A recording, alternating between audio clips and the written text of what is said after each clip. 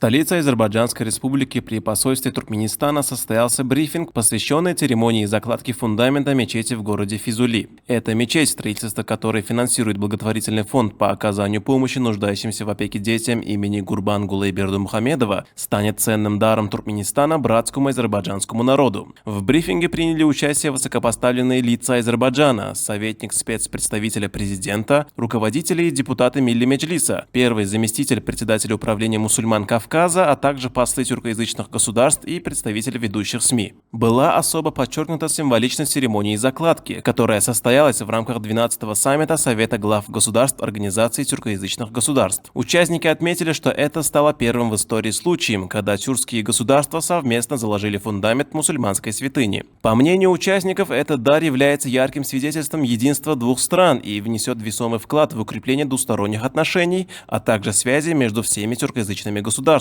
Азербайджанский народ высоко ценит этот жест как символ братства. В завершении мероприятия были выражены наилучшие пожелания крепкого здоровья и успехов руководству Туркменистана, а братскому туркменскому народу мира и процветания.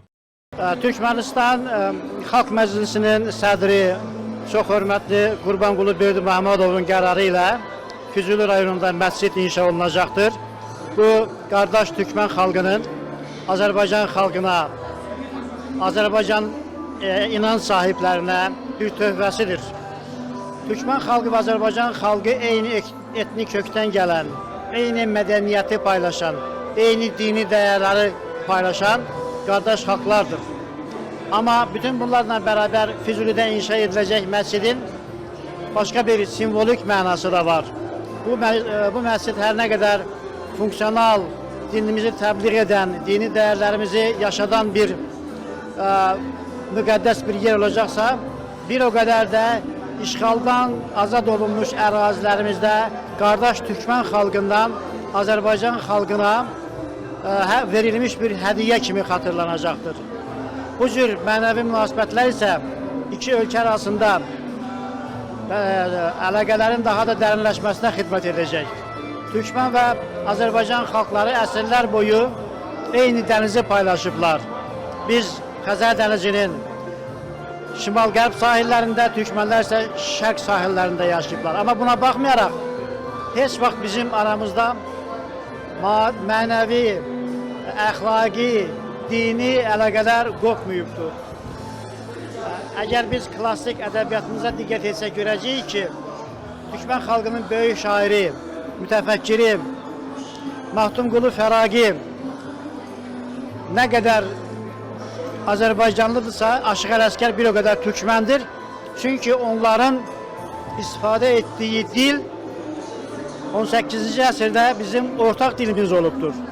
Dilimizdəki bugünkü fərqlər sonradan yaranıbdır.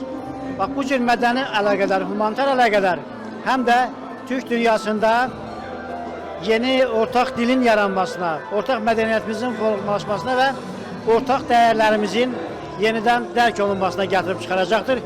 Ona görə bu töhfə çox böyük bir töhfədir və Türkmen xalqı ilə Azərbaycan xalqı arasında körpü quracaq bir hadisədir.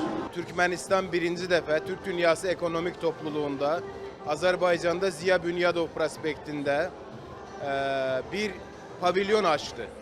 Ve biz orada bir Türk obası dediğimiz yerde 6 tane Türk çadırı kurduk. Onlardan biri de Türkmenistan'a aitti. Ve biz artık Türkmenistan'ın gözlemci ülke statüsünden artık üye statüsü almasını çok arzuluyoruz.